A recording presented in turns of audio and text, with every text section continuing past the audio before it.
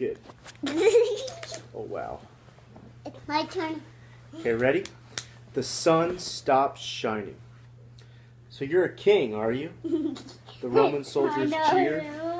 Then you'll need a crown and a robe. They gave Jesus, Elliot, no, leave it on, big guy. What's that? That's the video, leave it on. They gave Jesus a crown made out of thorns and put a purple robe on him and pretended to bow down to him.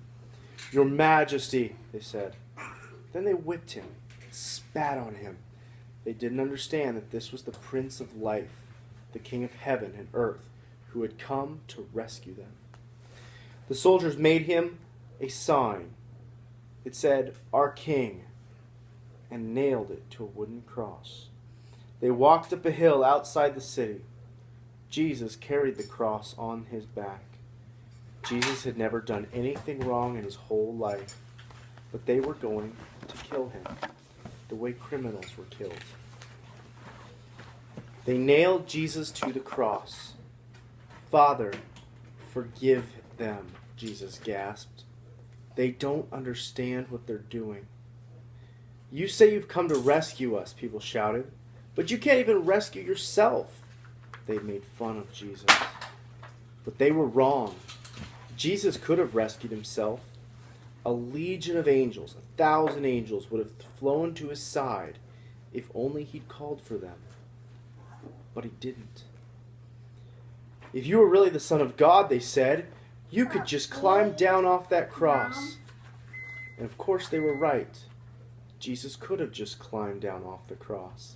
Actually, he could have just said a word and made it all stop, like when he healed that little girl and stilled the storm and fed 5,000 people. But Jesus stayed on the cross. You see, the other people didn't understand. It wasn't the nails that kept Jesus there on the cross. It was love. "Papa," Jesus cried, frantically searching the sky.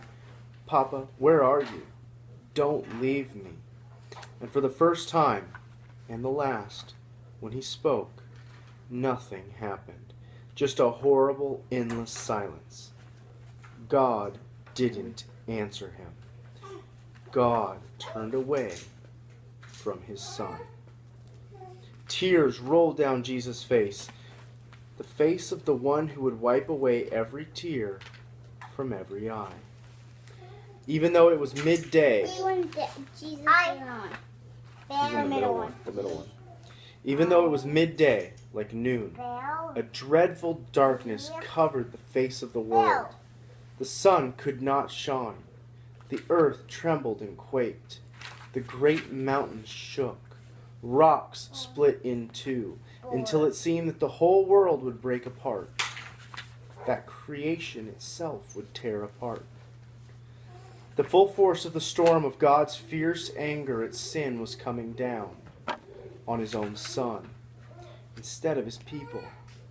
It was the only way God could destroy sin and not destroy his children whose hearts were filled with sin. Then Jesus shouted out in a loud voice, "It is finished." And it was. He had done it. Jesus had rescued the whole world. Like dying. Exactly. That's exactly right. It's done. All right. "Father," Jesus cried, "I give you my life." With a great sigh, Jesus let himself die. Strange clouds and shadows filled the sky, purple, orange, black, like a bruise. Jesus' friends gently carried Jesus' body. They laid Jesus in a new tomb carved out of rock. How could Jesus die, they wondered. What had gone wrong? What did it all mean? They didn't know anything anymore, except they did know their hearts were breaking. "That's the end of Jesus," the leaders said. But, just to be sure, they sent strong soldiers to guard the tomb. They hauled a huge, large stone in front of the door of the tomb, so that no one could get in or out. All right, Jackson, can you stop it? That's the end.